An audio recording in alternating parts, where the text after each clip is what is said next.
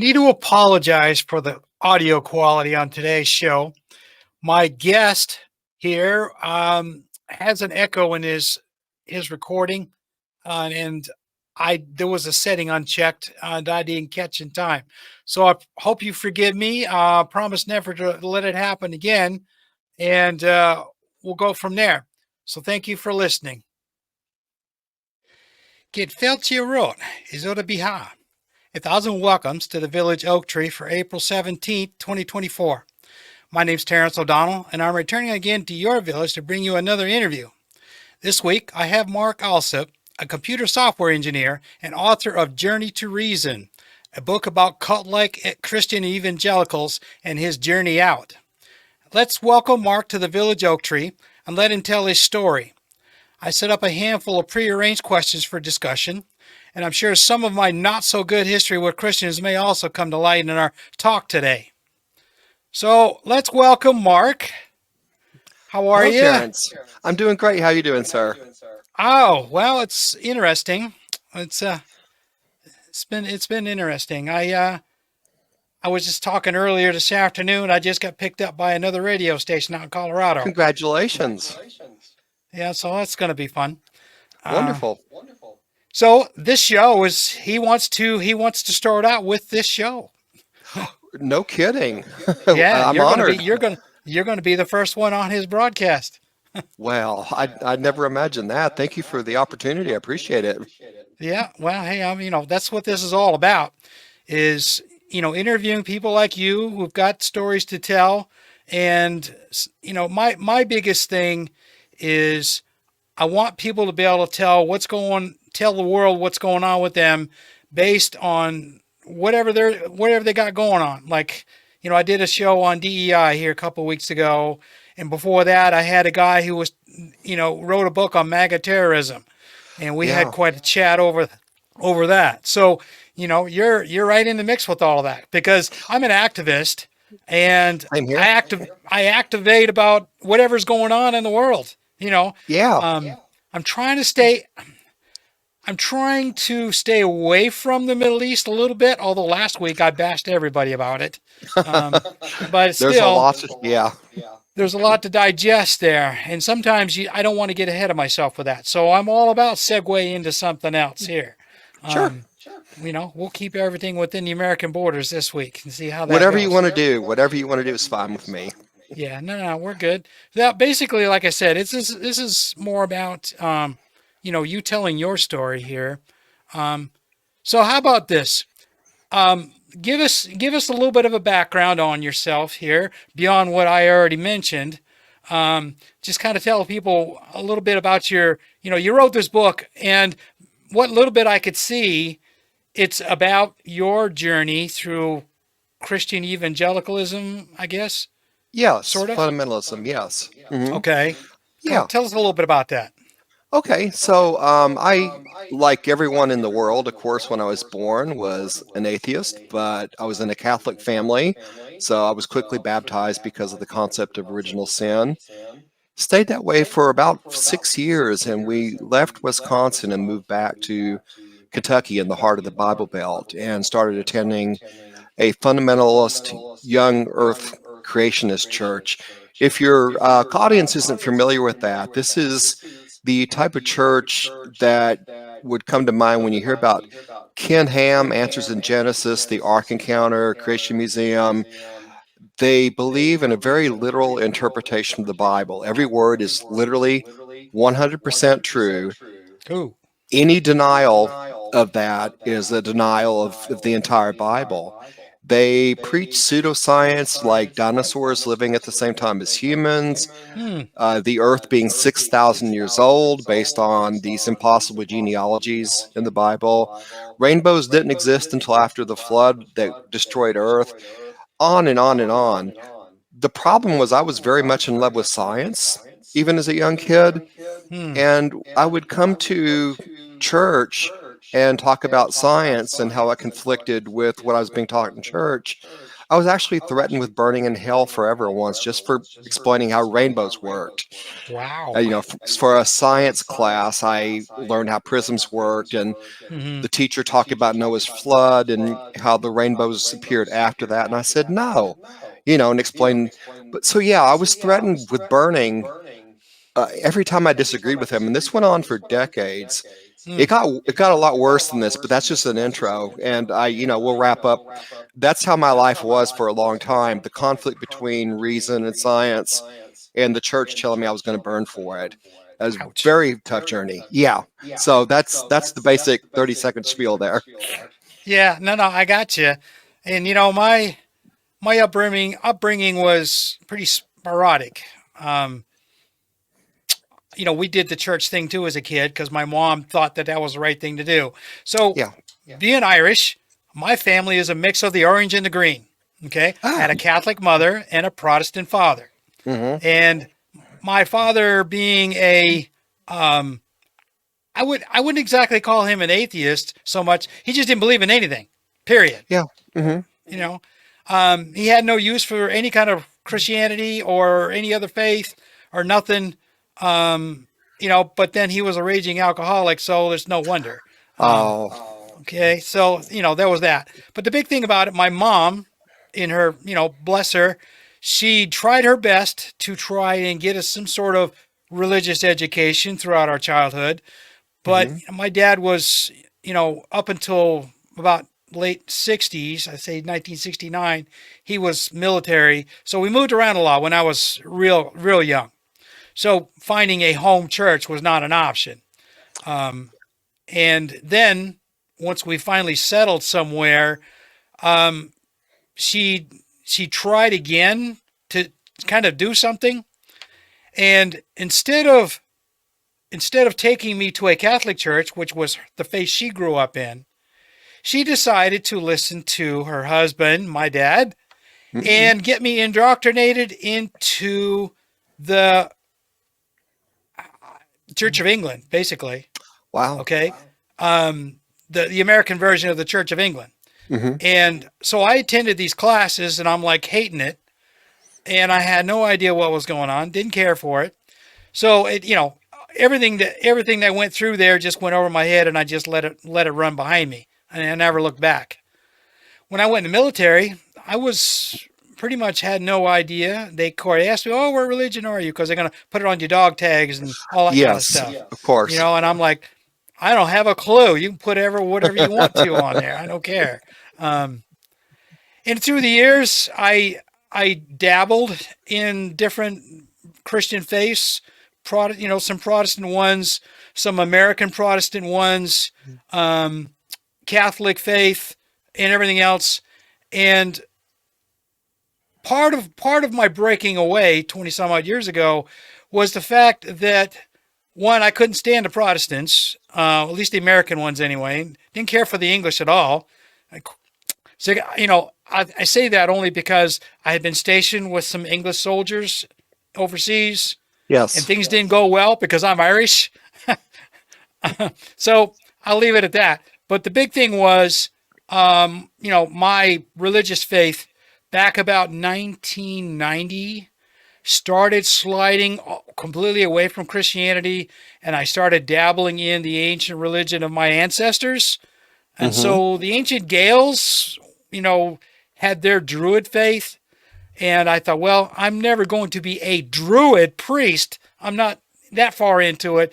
But over the years, I finally segued out of everything else. So I celebrate all of the traditional, Celtic holidays. Yeah, you've got a Instead of culture there. yeah, there's a culture there. I always considered, well, so, back in ancient Ireland, everything was a caste system. So Yeah. you had the kings and the royalty, and you had the other people. But the other class, one of the class systems was the warriors. And I thought, well, you know what? I've been a soldier for all these years. I guess I qualify in the warrior caste. Okay. Yeah. And I let it go at that. I tease my friends about it. But the big thing was, and I've been this way for forever. But the big thing is we all have to trudge our own paths and figure out what's good for us. I think my final break with the Christian church, I was already practicing, the major high holidays, at home. But I ran into somebody and she took me to the local Catholic church. She had some business of her own to take care of on this particular day. So I drove her over there, intending to just drop her off. And she said, no, I want you to come with me. I'm like, okay. I didn't really care. So we stepped into the church. And so word had apparently gone around. You can understand, this is a very small town. So Oh, word yeah. got around of who I was. So as soon as I stepped into church, she introduced me, and the priest automatically said, oh, no, you're not welcome here. No, no, no, no. We don't allow pagans in our church. No, no, no, no. I'm like, Oh, yeah. okay, Hmm. and that's the last time I set foot in a Christian church. That was Yeah. probably about 12 years ago. It's amazing how within that one religion, it is so divided and so split up, and there's so many denominations, and they each tell each other that they're not Christians. The Ugh. Catholics, when my parents got married, my first conflict with religion, I was actually about 3 or 4 years old, and I was still Catholic, and I looked at my parents' wedding pictures, and there was a fence running across the aisle between them and the altar. And I asked, "What is that?" And it was explained to me my dad, being a Protestant, was not holy enough to approach the altar. And they actually put a fence up to make sure he didn't get up there. And Yep. then when I moved to Kentucky and the Bible Belt, the script completely flipped. And I had the Protestants telling me, "Oh, Catholics aren't true Christians. Yeah. They don't baptize properly. They have too many books in the Bible. They worship a pope. You know the story." Right. I So, do. and that's just two of the I forget how many denominations there are now, and two of the major ones are splitting again. The Methodists and I think one of the Baptists are splitting again over women in Southern church and Baptists. same sex. Yes, Southern Baptists split from the Baptists because they wanted to have slavery, and Hmm. the other Baptists didn't want to. So I always looked at it like, well, if there's really one God governing this religion, couldn't they all get on the same page somehow? But Nah, no, no. no, that's not going to happen. I mean, I was married for a lot of years to a Christian evangelical, and I supported her, Hmm. and she told me that in order for us to manage together, that I had to at least support her in this, even though I wouldn't go to her churches and things. Yeah, And not that I didn't attend sometimes, just to support her, I would attend, but I always felt really, really uncomfortable when I went. And she knew it. yeah. But Hmm. in her mind, and to be honest with you, she's the same kind of person that you're talking about in that Kentucky church. Okay. Oh She's from East goodness, Tennessee. So I know. Yeah. yeah, so you know what I'm talking about. Hmm. And now, we've been divorced for a lot of years, but now she attends one of those mega churches in Knoxville. Um, Oh boy, yeah, yeah. Don't get yeah, me started. yeah. Well, like I said, I'll leave it at that. But Tax-free gymnasiums, and yeah. yeah, I don't. Well, truthfully, I don't know if they have all that, but I just know that she told me that she goes to this mega church. She goes on these missionary trips to South America and all this, and she's learning to branch out. I'm saying, well, I told her once. I said, so think about this. I made 8 deployments overseas to really bad countries, did a lot of Hmm. bad things. I Yeah. said, so you're telling me that you're stepping out of your safe box and going down to South America to a missionary trip? I said, so do you have people down there guarding you when you're down there? Oh, yeah, yeah. I'm like, okay. I said, do Hmm. you ever encounter any difficulties? Oh, no, it's all. I said, yeah, okay. So you're just in a little safe You're in a enclave. little bubble, and you You're in a don't bubble, know exactly. what it's. Yeah. People tell me, I hear all this rhetoric about religions. I've traveled, for example, across Niger, northern Africa, Mm. which right now has a lot of problems with ISIS, and it was Al Qaeda. I had no security guards. I had no escorts. I was in a little caravan of cars, and we just for fun, for the vacation, we went up near the border with Libya. So I think people Wow. who travel the world and live in insulated little bubbles, they need to get out a little more. Maybe like now, of course, I did not serve. I thank you for your service. I Mhm. did not do that, but I do travel to learn about other cultures and go out there. And I don't want security guards because you're not experiencing the country when you do that, right? You're No, not. no. I mean, my last deployment was to Afghanistan right after 9/11. And so Wow. being with the special operations unit, the first thing they told us that, your unit's going to get split up all over the country into short teams. And, so we were a squad level unit and got deployed to a part of Afghanistan that there was only like 6 of us and maybe 2 dozen other guys, white guys, Americans, Yeah. across the street. And that Yeah. was it for that whole northeastern quadrant. And we were Yeah. like, oh my God, we're severely outnumbered. But at the same time, first thing they told us was before we even got down in there was, okay, you guys need to start growing your hair out. No more haircuts. Don't shave. Once you get Hmm. in country, buy local clothing. You need to blend in, yada, yada. Yeah. No ID cards, no dog tags, all that kind of stuff. So I Yeah. mean, that was our rules of engagement. Go down there, blend in, you know, try very very hard not to get killed, captured, and let your bodies be used for propaganda. I'm like, Yeah. okay, Yeah. Wow. So it was, yes, interesting, as far as that goes, but but it was one of those. It was an eye opening experience, and that's part of my awakening in that regard because I was actually living with these Muslim people. I was Hmm. really immersed in their culture. Yeah. So all the propaganda that I had got before I went overseas about Islamic countries just went It's out all the wrong, window. wasn't it? Yeah. Yeah, it was all wrong. Yeah, it was all Yeah. wrong. Well, I tell everybody when I went to Niger, I just went out and walked the streets on my own, and I respected the fact that they didn't want to see bare skin, so I didn't have my shorts on or anything like that. Hmm. But I tell everybody here, because I came from a small, all white town in Kentucky, or we moved back to one, and all of a sudden, here I am. I am the only white, non Muslim person on this city street, and I'm out walking for miles. And I Mm. would suggest that to everybody in America who thinks that we should all be speaking one language or have one kind of ethnic background or one religion.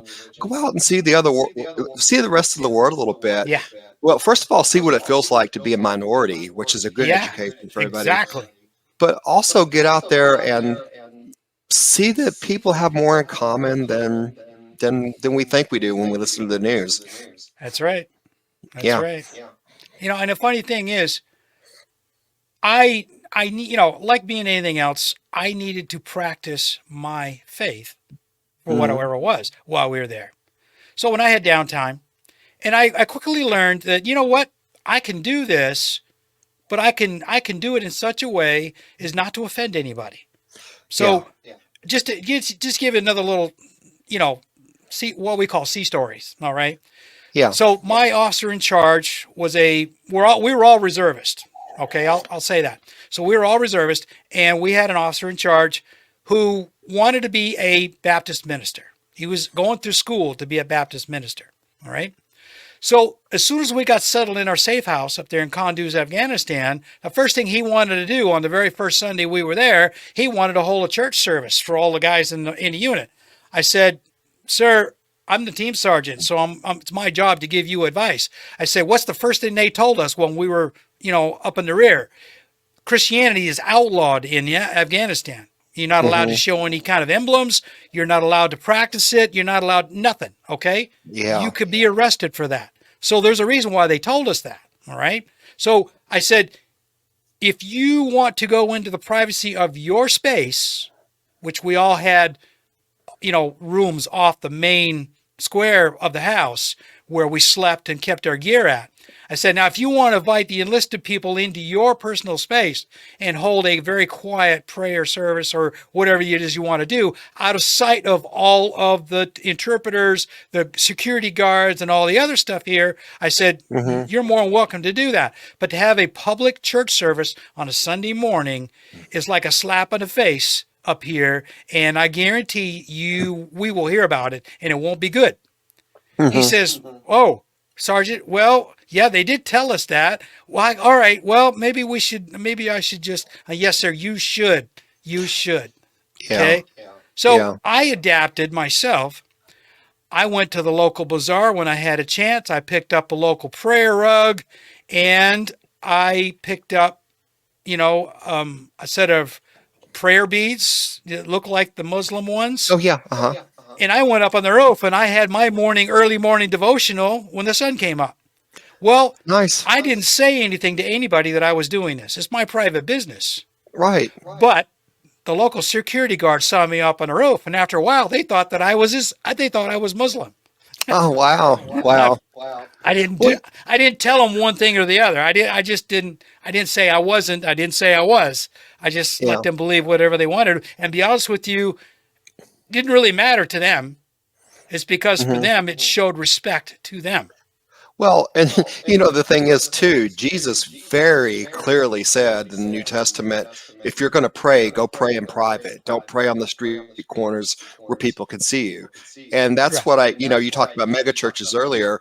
People throw all these flashy services with all the, I'm like, even when I was religious in the latter years of my religion, I never felt the need to go put it on display for people. And Right. it kind of turns me off to see these huge mega displays where people are just kind of showing off because you had your devotion, you did it like Jesus said to. So good on you. Hmm. Yeah, I mean, the thing is, I wasn't praying to any Christian god, so That's I okay. wasn't. That's I okay. wasn't praying to any Muslim god either. That's fine. Whatever you want to do, it's okay. Yeah, It should be. It should be. yeah. I mean, like I said, I just kept it to myself. Nobody said anything, and Yeah. I didn't say anything, and it was all good. I mean, we were there for almost 11 months, so nobody caught on, so that's a good thing. Yeah. So I wrote a book, and as I mentioned earlier, I did write a book about a year ago, and it's called Fugitives in a New United States, and it's about a Muslim doctor, and this is about 10 years in the future after somebody like Trump takes over the government, the MAGA take over, and so on and so forth. And that was part of my kind of like before that I've been just throwing news items out there like this people are doing it and this people are doing that, and I realized that I'm just a mouthpiece for everybody else, and I thought to myself, it's a waste. So I wrote the book because I wanted to get my thoughts out. Okay. Yeah. So it is, and then you've got your book, which is kind of like I feel like it's kind of the same way. You wrote the book just to kind of empty yourself out a little bit on the pages. Yes, I had a story to tell, and I think it's really relevant to what's going on in the United States today because we see theocracy creeping in the government from Mm-hmm. everywhere. Yeah. We just had a thing come up in the news today where a lady in a small town next to Lexington called Winchester has a shop where she sells crystals, and she's a psychic. I'm doing air quotes here. Now, I don't believe in any of that, but the Christian people in the government of the city are all upset that Yeah. this so-called satanic business is in there, and they're actually trying to get her business shut down. I People no just doubt. can't leave each other alone. It's No. unbelievable. Yeah, this tribal Unbelievable. mentality. Yeah. But again, to my book, yes. So the whole book is really a series of lessons that I learned in life, starting from being a young kid and being threatened and the terror that brings into children, because I see that Mm. happening in a lot of evangelical churches today where children are taught the same message. They Yeah. may do like Ark Encounter and put a merry-go-round and a petting zoo in it. We call it putting lipstick on a pig, but it's still the same message that you're doomed, you're going to burn if you don't follow this. So my first point is we shouldn't be doing that to kids. And the second point is that these kids grow up to be politicians and leaders, Mm. and we see them every day on the floor of the Senate or the House, making statements about, we need to be living according to this Christian principle. That's not what this country was founded on. So that's what my book is about. It's a warning on how people get indoctrinated, and a warning that we need to take these people more seriously because, as you and I have talked about, they're not going to go away. They're not going to Nope. give up.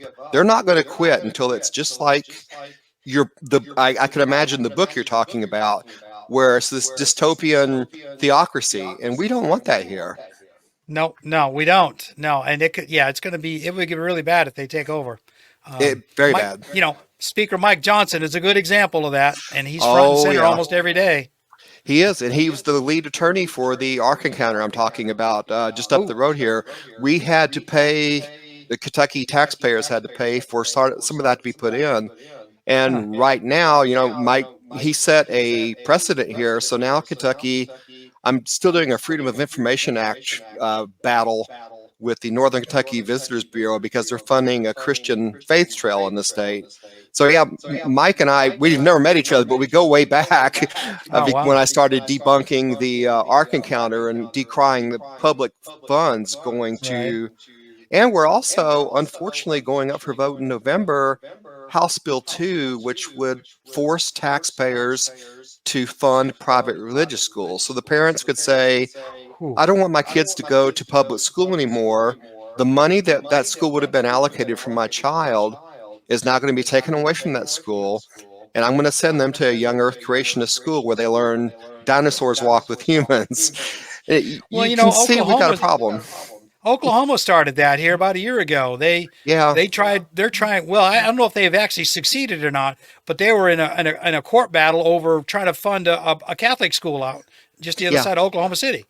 yeah, yeah. Well, Maine, it just happened in Maine too. They have private schools up there, and they didn't have enough, as I understand it, schools where some of the kids couldn't actually get to a public school, or Mm, some. I forget the whole story, but the bottom line is that Maine was forced to fund private religious schools. Well, unfortunately, with that public money, the religious school still can teach whatever it wants. They're not that's right. subject to any guidelines That's right. like uh, teaching proper science like evolution or biology. Those schools don't have to do that, but they're getting public money. So yeah, what happened in Oklahoma is happening in Maine. It's happening right now in Tennessee, and it's on the ballot. We're going to have to amend our Constitution in November to do this. Our Constitution here is so strong, believe it or not, that you can't take this money and put it into private schools, but they're going to try to overturn our Constitution. Wow. Wow. Yeah. So whatever happened to the separation of church and state? That's starting to Where go did it away. go? I'll tell you where it went. It went when the evangelicals started winning all these seats. Yeah. And, well, for example, in Kentucky, 55% of the population, I think, are GOP.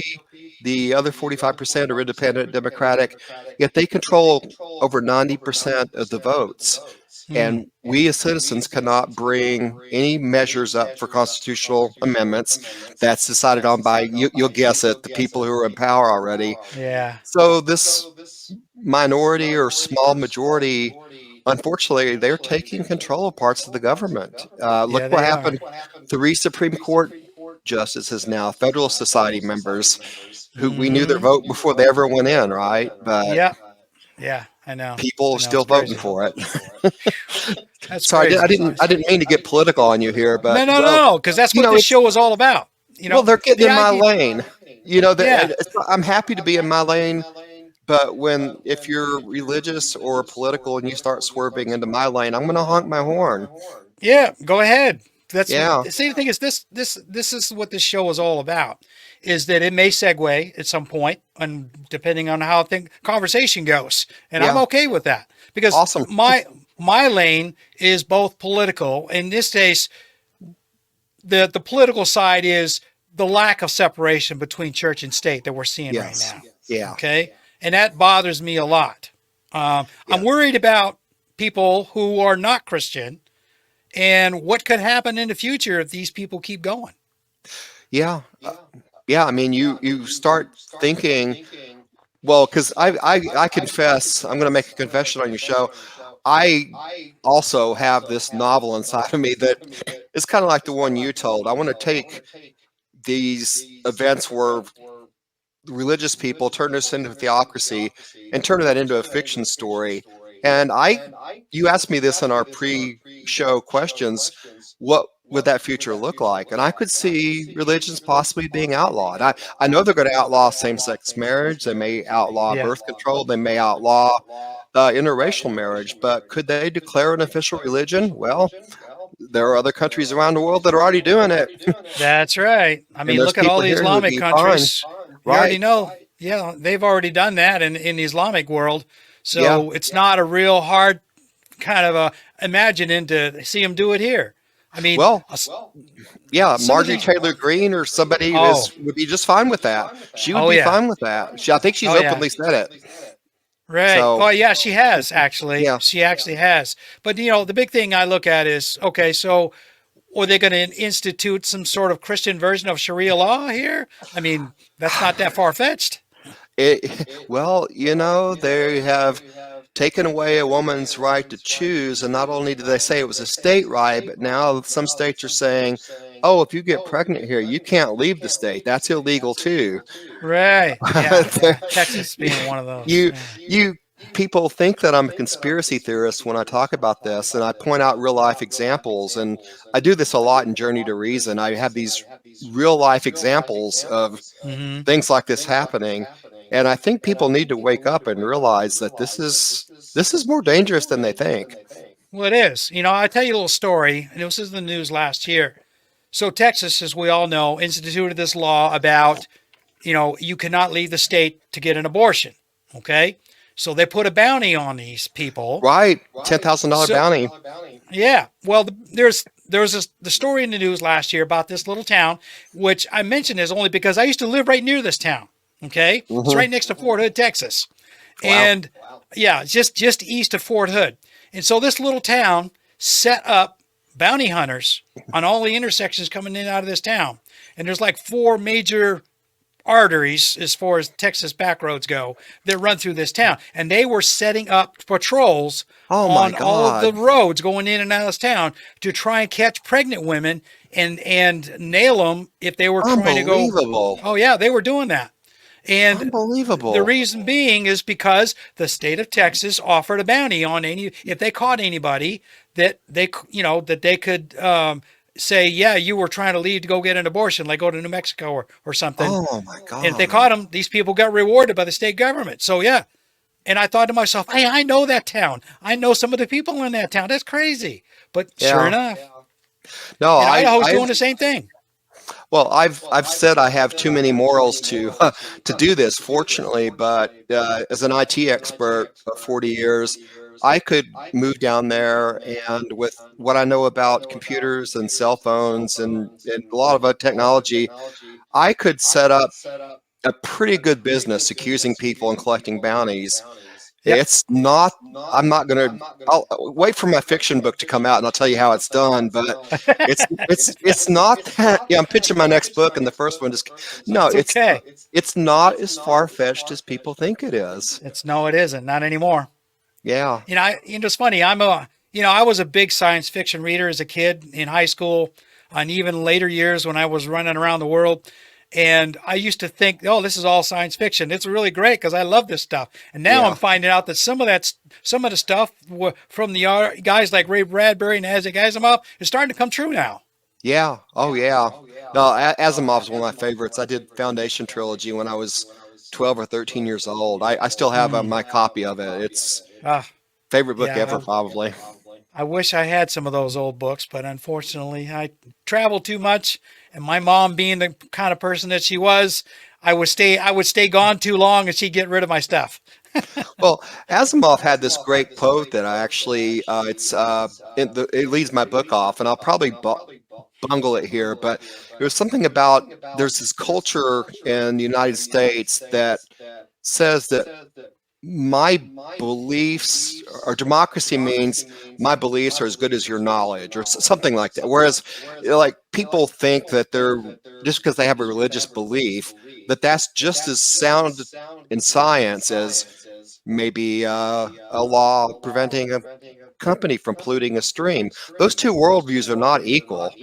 No. Um, they're not equal at all. But Asimov said it a lot better than me. I need to memorize the quote, but I've got so much going around in my noggin right now That's that. okay. I mean, it's hard to remember those things right off the fly like that. But Um, Asimov really nailed it. yeah, I agree. He was a very smart person. Um, so, let's kind of walk through some of these questions a little bit. Some of it we've already touched on. Yes. So one of the questions I asked you was, why do you consider fundamentalism in evangelical Christianity to be so dangerous? Well, I mean, some of it we already see in the world right now of what's infecting the House of Representatives, but kind Yeah. of tell us a little more. I think the number one thing there upon which every other danger is built is the lack of critical thinking. You are starting in fundamentalist religion, you start with a conclusion. God created everything. He did it in 6 days. These are the laws he laid out. If you go to hell and burn, you deserve it. I mean, there are people out there who really don't have the critical thinking skills to see that that's not really a great way of living. Hmm.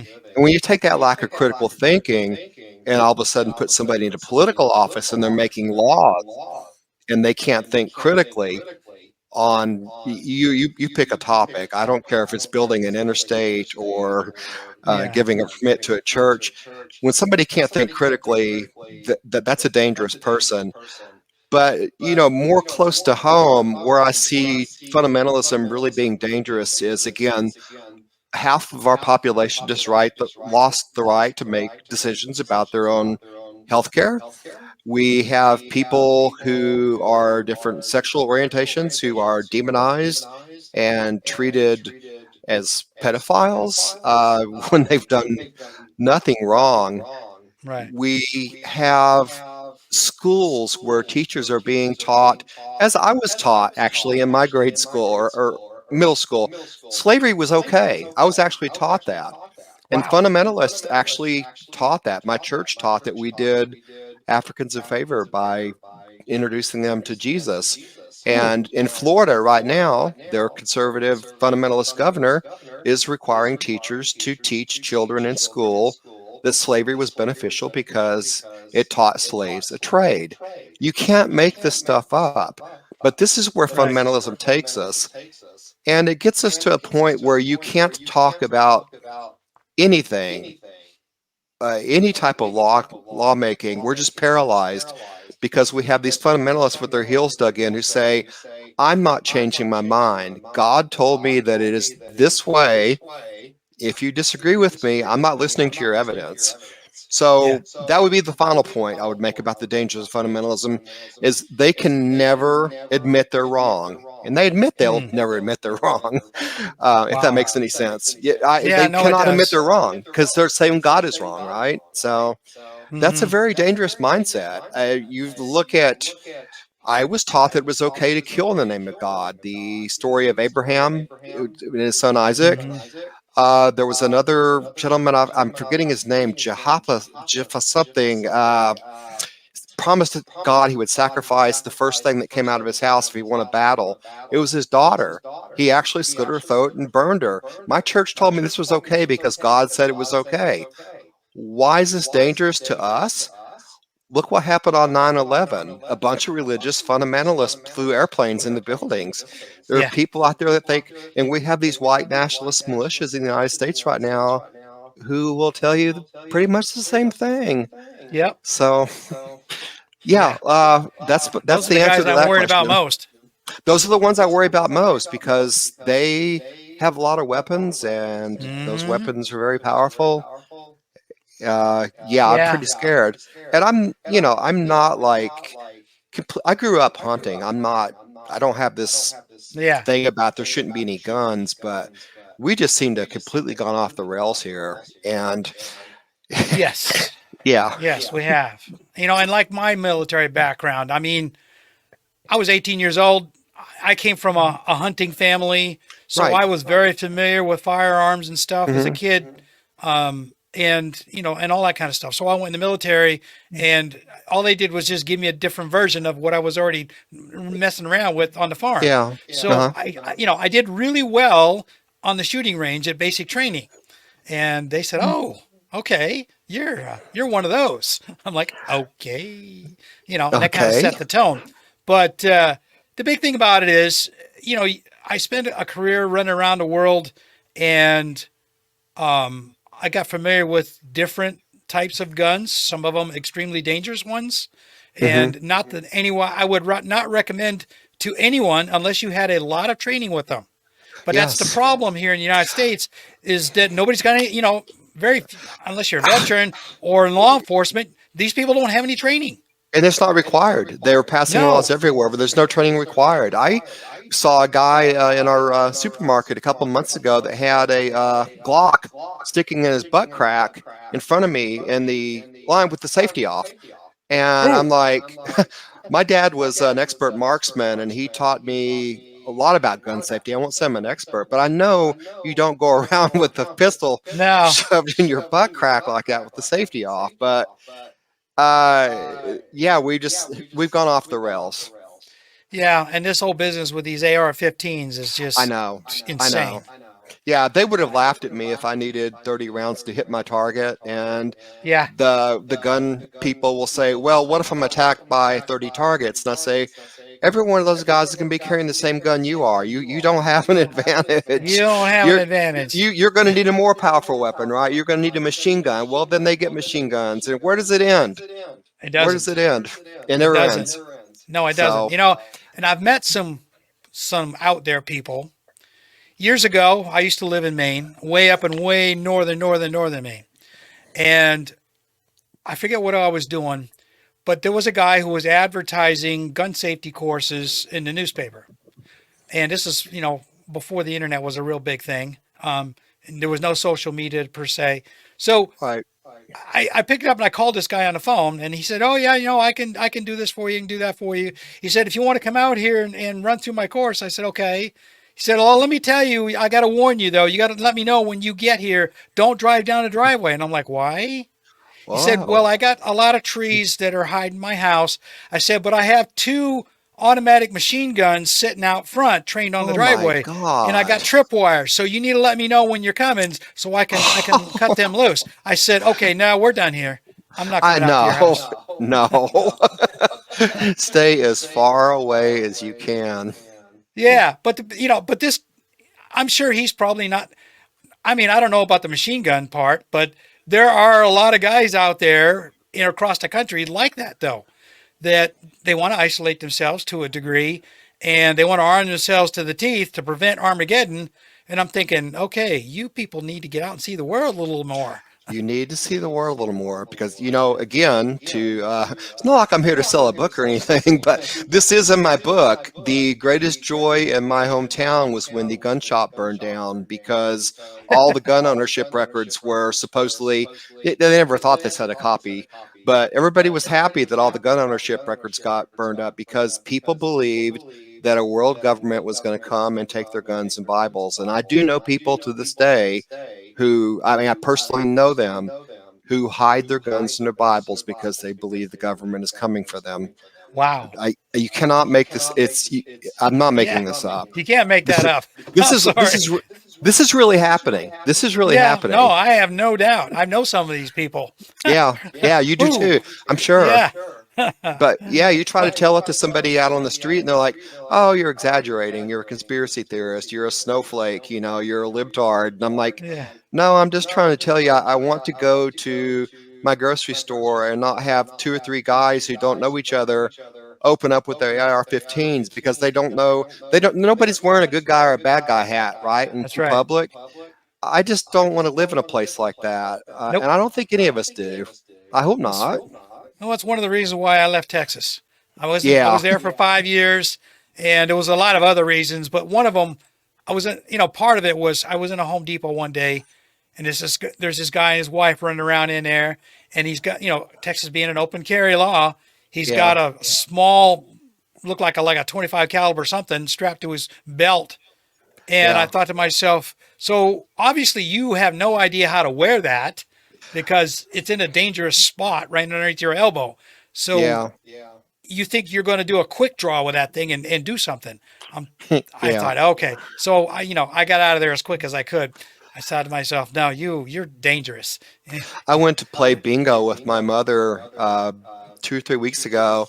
There was a guy in a bingo hall with a pistol. He was packing a pistol in a bingo hall.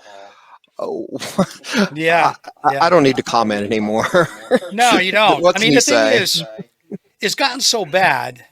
It's gotten so bad everywhere. Now, I'm retired, sort of. Okay. Yeah. Um, but the big thing is, about a year or so ago, my wife and I decided we're going to do more traveling outside the state. And we want to go see all the famous things here in the United States. So it's on our bucket list to do. And we started doing a little bit of that. So then I got talking to a local policeman here, and he flat out told me, he said, since you're a military veteran and especially a career in the military, I strongly suggest that you apply for your concealed carry permit. Go take the 1 day course, get your Hmm. permit, and then he said, and then he asked me, he says, "Do you own a gun?" I said, "Oh yeah, I've had one for several years." He said, "Good." He said, "Get something that you can wear that you can conceal it with, but carry it with you when you leave home." I said, "Well, Wow. I'm not real comfortable with doing that around my local town." I said, Yeah. "But I did take his advice. So when my wife and I do travel outside of my local jurisdiction here, yeah, you betcha I'm wearing it." Yeah. Well, I mean, it's there's all these things are more nuanced than people want to give them credit for. When I grew up, the city police didn't exist. I lived in a outside a small town. If you needed help, you called the state police, and there was one state policeman who had a 100-mile section of the interstate to patrol, and he might show up within 2 hours.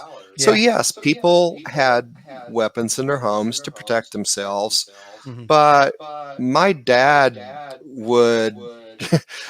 I don't want to say anything naughty on there. My dad would not approve of somebody carrying a loaded AR into Walmart. That's just, No, you me either. know, we go from protecting our homes to people wanting to be vigilantes and not afraid to That's the fire. scary part. That's the scary part. And the stats show that the best shots land about 20% of their rounds, which means 80% of the rounds are going Elsewhere. towards you and me and all the little kids. And Yep. my goodness, how did we get off on gun control? That wasn't even in the script. You know what? Sometimes things just go sideways. And and not that you say that. So let's go to the second part of this. Sure. So, the big thing is you have a blog, Yes. and kind of tell us a little bit about, in this blog, you've got a way of calling out these young earth creationists and anybody else for that matter. Um, Yes. okay. Yeah. Um, so tell So us a little I bit about that. so the blog is called Bad Science Debunked. You can find it on Facebook or the website badsciencedebunked.com. It actually started out as a way of just debunking nonsense you would see on the internet. These I'm not sure if you're familiar with homeopathy. It's Yeah. a fake, okay, the fake medicine. I would Mhm. debunk stuff like homeopathy. I would I would do the James Randi thing with eating 100 homeopathic sleeping pills because they're not nosing. So that's how the blog started out. But then I got interested when the Ark Encounter came to Kentucky. I started debunking young Earth creationism.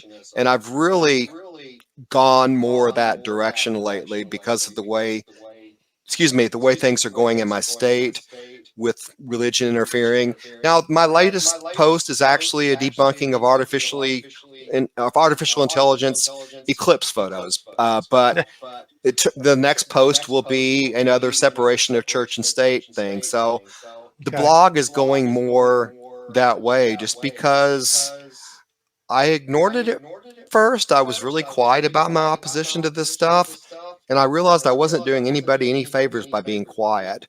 So, Yeah. Bad Science Debunked, yeah, you'll still see some takedowns of homeopathic medicine, but there's a lot of takedowns of Ken Ham and dinosaurs walking with humans and all that Right. I've read nonsense. some of that. Yeah, yeah, people believe it. They actually believe it. Oh yeah. Yeah. No doubt. I'm really into artificial intelligence, and a lot of, well, not a lot of, I think two or three of my posts lately, I've I've done some introductions on how to use artificial intelligence intelligently. And Yeah. one of them was calculating, because artificial intelligence can be horrible. I mean, it can really mess up. But Hmm. what I used it for was to use Ken Ham's own numbers about Noah's Ark and his own figures on the creatures that would have been on it, and show there wasn't enough room for them in their food. Yeah. So that's another thing you might find on my blog. It's just kind of free flowing, whatever happens to be, of interest at the time. That's I Yeah. pick up on it and you run with it. Yeah. Nothing wrong with that. Yeah. So, how about Christian, creationism? Okay. So Yeah. you debunk that, like you said in your blog, which I did Hmm. read. It was pretty interesting. I Thank read you. some of the other things in there. Thank you. Um, so how about this latest thing? So one of the things that's been in the news for the last 6 months, ever since October, has been mostly the Baptists in this country, but mostly the Christian evangelicals, because sometimes they're Baptists, sometimes they're not. They're their own little thing. Um, Right. but Church of just Christ. Yeah. the Church of Christ, all those people, they're all saying, "Oh, we need to go support the Israelis and the Zionists and all this kind of stuff." And I'm like, Yeah. okay, you people are fools, but still, they think that by doing this, they can show the world that Christians are like cousins to the Jews. And I'm like, Yeah. have you ever been to Israel? Those people really don't like you. Well, you mentioned that in the questions, and I have a little bit of a different perspective on that because I actually studied for conversion to Judaism. So Hmm. let me go way back in the Sure. book. When I was very young, when I was an evangelical, I was taught that Israel and the Jewish people were our enemies because they killed Hmm. Jesus, even though the Romans did it, right? And we actually heard the same blood libel that was popular in Nazi Germany in the 30s. The Jews were killing babies and stuff. I actually heard this stuff growing up. So we had this horrible interpretation or impression of the Jewish people in Israel. Hmm. And then along came Pat Robertson and Jerry Falwell, if you remember them. Yep. So they actually decided that somehow Jesus wasn't going to get to come back to earth if the Jews weren't in control of Jerusalem and Israel. So overnight, my church went from telling us these people were bad to these people are good and we need to defend them at all costs. So I think if you dig a little deeper on the question you just asked, you'll find that there are really deep religious beliefs about this apocalyptic ending that Hmm. the Christians seem to be craving it. They want Armageddon, right? Yeah. And the whole Middle East, like you said, it's like we could spend an hour talking about it. Oh yeah. I feel horrible for everyone there. I see the Palestinians being used as human shields. I see people on both sides who think that God gave them the land. We've been fighting over this land for thousands of years. I think most of the people there would be really happy. Let me get to my point here. Would be really happy if everybody would just stop shooting. Yep. If they would just stop shooting. But it's been going on for thousands of years, and I wish I could tell you I have an answer. I don't. I don't know that. I'm sure there are people there who would hate Christians or hate Muslims. I mean, there's people in every religion that hates people in every other religion, right? Right. But again, we're talking about fundamentalists. And Yeah. fundamentalists are the danger to all of us. I don't care what religion you're. I happen to talk about Christian fundamentalists in my book, but it's apply the same rules to Jewish fundamentalists, Hindu fundamentalists, which is a big problem right now in India, is Hindu fundamentalism, right? Uh-huh. They are bashing Islam Oh yeah. and persecuting people. So, anyway, to sum all this up, I think you're right. I think there are fundamentalists in control or present on all these sides. But I think most of the people in the middle just want to live in peace, really. True. Yeah. True. The big thing I look at is, and you're right. So the Jewish fundamentalists are the ones in charge of Israel right now. Okay, They the have some very Zionists. right wing. Yeah. Okay, Netanyahu is, yeah. yeah, he's pretty out there. But him and Yeah. all his gang. But the other part of it is, I went to Israel in 1985, and you know when I was there, they were kind of ambivalent towards Christians. I mean, they like Americans because Americans are giving them a lot of money. But Hmm. at the same time, they were like, if you were a overt Christian, like a fundamentalist or evangelical or anything like that, they would stay away from you. They didn't want anything to do with you. Okay. And, Hmm. in private, they were like, yeah, these people are crazy. Okay. Wow. Um, but the other part of it was that the reason they were saying that is it goes back to what happened during the Holocaust, is because the Christians and the Nazi Christians Yeah. persecuted them to the tune of 6 million people. And so, Exactly. that stays with them like a racial memory. And so Hmm. that's one of the reasons why they don't necessarily hate Christians per se, unless you want to get in their face and talk about how good your religion is better than Well, nobody theirs. wants to be converted. Everybody doesn't Exactly, like Christians exactly. doing that. But overall, though, the most of the Jews over there in that area are kind of like, yeah, we're all right with you being a tourist as long as you keep to yourselves, do your touristy things, and don't bring your personal stuff with you. You can do whatever you want to. Go up to Isn't Tel that a good Aviv, rule have for a good time everybody? at the beaches. Yeah, Yeah. isn't that a good rule What? for everybody? Exactly. Yeah. But the idea of these Christian fundamentalists in this country saying, "Oh, we're cousins and we're this and we're best buddies." I'm like, yeah, you better ask the Israelis first. That's my. I have a lot of friends in Israel, and they don't really. I guess I have moderate friends. I Hmm. should, say they actually have a more balanced, open approach, like I have, and like we just talked about, like don't shove your religion down my throat. Right. Just let people live in peace. Yep. But there are people out there, as you say, of every stripe who Yep. just they are dedicated to. I mean, you look, Hamas, their creed is that Israel must be destroyed. There will be Right. no peace. There will never be a peace. Yeah. And Well, they're they're getting that sitting, from the yeah, Iranians. yeah, well, they're getting it from the Iranians because Iran says the same thing. Hmm. Iran has exactly the same creed. We must destroy Israel. And I look at it, my family fled Poland in advance of the Nazis. Now, they weren't Jewish unless they converted without me knowing, but I have relatives who did not make it out. We have Hmm. some family whose names, the last name appears on death row camps. I don't know if they were my relatives or not, but what I'm trying to say is I came away with a family who was also very paranoid of Germans, to be Yeah. honest. My Yeah. great grandmother freaked out when her daughter married a German. Ooh. So I look at Israel now, and after watching the Holocaust films, I did religious studies formerly in college, and I would be scared to death living in a country where my neighbors have attacked me ever since the country was founded in Hmm. 47, 48, and they want to turn you into ashes. Hmm. I think, as you hinted at earlier, that is going to evoke a certain kind of wariness in you. Yep. That's what Yep. I hear when I talk to people, that Hmm. the motto "never again." I Oh I yeah. would I would feel that way. No, they Yeah, they take that very seriously over there. they should Yep. because they really have people who want. There are people who, if they you think about suicide bombers now, think of what if Iran gave terrorists a nuclear weapon. They Ooh. would not hesitate, right? No, they wouldn't. They No, wouldn't not even. hesitate. Yeah, No, and that's the scary part right now. Because that's the scary part.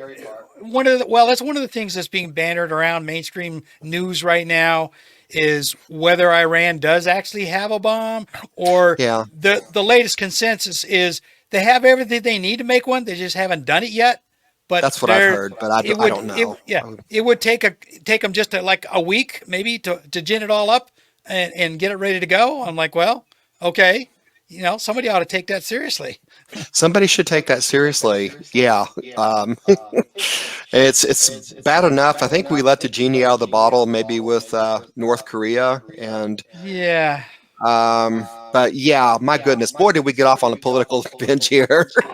You know what? That's all right. So I got one last question, sort of, Sure. here, and this goes back to the religious side of things. Okay, so I will, I'll say that I've read pretty much every religious text I can get my hands on, okay, Hmm. through the years. I read the Bible numerous times, got a hold of the Catholic Bible, read that a couple of times. You know, because of my trip to Afghanistan, I got home and I was single. I picked up a copy of an English version of the Quran. I read through that. Hmm. Got a lot of interesting takes on the corollaries between that and the Jewish faith. And I thought, oh, Yeah. there's a lot of similarities here. Yeah. Um, but All the came from the same, same place. it all came to the same place. Well, that was my Well, reasoning. that's a generalization. I'm sorry, but It is, but you're right though. But the big the thing is, three if Abrahamic you, religions. well, that's exactly it. It's the Abrahamic religions, if you want to say, which is the root of Christianity and in Islam. Okay, Hmm. now, and that's all well and good because I look at the Quran and there's so much in there that's right out of the Old Testament, and I'm thinking, wow, okay, Yeah. that's Hmm. real interesting. So Yes. then I got bored and I picked up my Mormon Bible and I read about 15 chapters of that. And I said, oh no, this is hogwash. Okay, we're done here. You got that in my answers. I actually told you I did the same thing. I made it Yeah, maybe a few more chapters than you did in the Book of Mormon, and I knew who Joseph Smith was coming in and the seer stones, and no, so I went I in had with a no idea. skeptical mind. And oh yeah, he held these little stones up and would see the book revealed to him, like a letter at a time or something. And come on, folks. I know, I I'm know. I'm not here to make believe what you want to believe, but Right. if you put your beliefs out there and expect people not to scrutinize them, I think that's our problem in this country. People who are very religious have this built-in privilege. They think that religion should not be subject to scrutiny. Right. It's fine if you want to believe that he saw those letters and those stones, or that Muhammad went to heaven on a flying horse, or it's fine to believe that. But if you're going to Sure. tell me that, don't expect me to just take it. I'm Well, I going to mean, say, he started out in I think either Indiana or Ohio, I forget. And it got so bad there that they tarred and feathered him and beat him up and threw him out of town. So he it gathered was, up all these followers and headed west. yeah, it was one of the I states, Indiana, Illinois, Iowa, one of them, and he Well, went to Utah. yeah. But Whew. yeah, I just, you asked me in the questionnaire about the books that I've read, and I've done the Bible, multiple translations. And of course, if you've done the Old Testament, then you've done the Torah, but I also had a copy of the Talmud and did the Book of Mormon, part of the Quran. I didn't finish it. I Mm. just would pick the books up and read them until I'm like, yeah, I've heard this before. Yeah, I did I'm the not same thing. picking up anything new here. Right. So, Yeah, um, that's what I did too. but But it was it really, interesting. I'm sorry, go ahead. I said I was just saying it was interesting though. It gave me a different perspective, and a whole lot more than a lot of other people can say.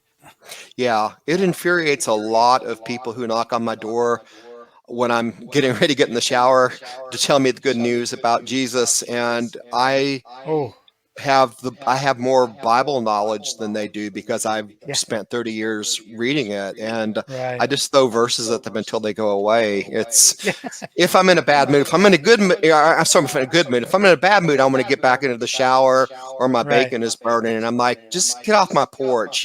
But right. oh my goodness.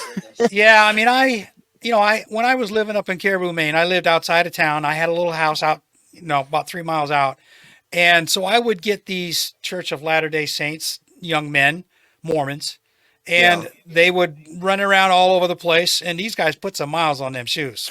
they really Okay, do. They're no, dedicated but they would kids. come to my door and I would tell them straight up. I said, "Look, I'm Irish. I'm hospitable." I said, "You're more than welcome to come in. Take your shoes off at the door. You're welcome to sit at my table. We can break bread together, but don't expect to convert me. Okay? I'm not a Yeah, Christian." End of yeah. discussion. And of Hmm. course, they would do their best to try and convert me. And I'm like, you know what? We can talk about this all day long because I have read your book. Well, I told them I read part of your book and Hmm. I've read the Christian book numerous times and so on and so forth. I said, we can go back and forth here all day long. I said, ultimately, though, you're welcome in my house as long as you don't try to bring your Amen. religion to me and we can break bread together and have a good time. If Yeah. all you care about is trying to bring me into your life, I said we're done here. Okay, Yeah. end of discussion. And I was nice Well, about it. yeah. I mean, yeah, I don't like yell or get mean. I actually, it's kind of interesting. I love to be tested, Hmm. in a debate or a Yeah. discussion about something. I'm happy to sit and discuss it without being a mean, angry person or using curse words or insulting somebody. But what infuriates me more than anything is that I have spent all that time learning their book, and Hmm. yet when they want to talk to me about something like evolution, I found out they've never taken a biology class. They will be Yeah. anti vaccine, and they've never taken a microbiology class. Why is it that I've spent all that time learning their book, and yet they're trying to tell me that I'm wrong about, I'll go back to evolution, and they've never studied it. They can't even define it. They don't know what it is. Now, I'm not a professional scientist No. or a natural scientist, a computer scientist, more of an engineer, but I still know enough about it to try to talk about it intelligently. And I don't see the other side making that effort. And it kind of No. annoys me. No, I mean, it goes back to what you said earlier. Their version of the world started with Adam and Eve. As far as It they're did. concerned, there was nothing before that. There was nothing before that. And yet the young earth creationists now believe in something they call microevolution, where once like the two lions or two cat kinds got off the ark, suddenly they evolved into lions and tigers and pumas Ooh. and cheetahs. That's actually a Yeah. teaching in young earth creationist churches now. So Oh there's my. evolution. They can't deny it, but they're like, well, they throw out the word species completely, and they talk about kinds. And Oh my I could go goodness. on. I could spend another hour talking about it, but it's just interesting that these people now will acknowledge evolution, but only a little bit, just enough to Only a little suit bit. their needs. That's, Yeah. I don't know. That's kind Anyway. of crazy. Anyway. So let's close. We'll kind of close things out here a little bit. Yes. So if you got anything, you got anything else that you want to tell everybody? I mean, you told us about your books, so we're kind That's of aware. No, I think maybe just because people forget, just a friendly reminder, if you don't mind. The book is called Hmm. Journey to Reason. It's Okay. available on Amazon in hardcover, paperback, Kindle. If you have Kindle Unlimited, you can actually download it completely for free and Hmm. try it at no cost and see if you like it or not. So, I mean, there's nothing to lose, but if you care about separation of church and state and all these issues we've talked about, please give the book a look. I appreciate it. Yeah. Yeah. No worries. Okay, well, Mr. Mark, I'm going to close things up here. Okay. Appreciate you coming on the show today and having our really great discussion. And the truth be told, this is the kind of I don't like to call these interviews. I don't. Okay, I like to Yeah. consider them more about discussions of something that we agree on, or we can even disagree a little bit, and that's Sure. okay too. Yeah. But the idea is to make this kind of like a conversation. Based on whatever we're going to be doing here. And it turned out really well. So I appreciate that. I've really enjoyed Um, it, Terrence. Thank you for having me on. okay. All right. Well, I'm going to let you go. Okay. And I'm going to close up shop here and go get some dinner. Okay. Sounds good. Thank you. All right. All right. Take care now. All right. Bye. So that's all I've got for you today. I hope you enjoy this interview for what it's worth here. And there's a lot of good snippets of information depending on what part of the spectrum you come from. But if you are a reasonably intelligent person and reasonably sane in that regard, listen to this and kind of take heed. As far as I'm concerned, because I am the activist kind of person that I am, don't let these people take over the country. Vote like your life depends on it. Because to be honest with you, if people like Mike Johnson, Marjorie Taylor Greene, and Matt Gaetz and all them guys take over the government here at the end of this year, your life as you know it is not going to be the same in 2025. So with all of that, I'll say goodbye and I'll talk to you again next week. Sláinte. During this couple-minute break, I have a couple of things I wish to bring to your attention. First, I want to invite everyone to listen to Wreaths Across America Radio. Search out www.wreathsacrossamerica.org/radio by typing in the word wreaths in these mobile apps: iHeartRadio, Odyssey, or TuneIn. Or find them on a web browser and join me to listen to the show and support WAA Radio, Whiskey Alpha Alpha Radio for any veterans or first responders listening. Reach Across America is a nonprofit radio station that supports veterans programs and organizations that help needy veterans. By joining me in supporting WAA Radio, you are helping to support veterans in need across the U.S. So search it out and enjoy what they had to offer. Second, the Village Oak Tree has now been officially picked up by Military Broadcast Radio out of Boulder, Colorado, to be aired on Thursdays at 4 p.m. Eastern Time.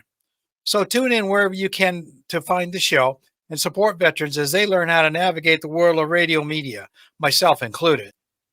I also want to take another minute to ask for a donation of any amount to help me keep this podcast going and to advertise my book.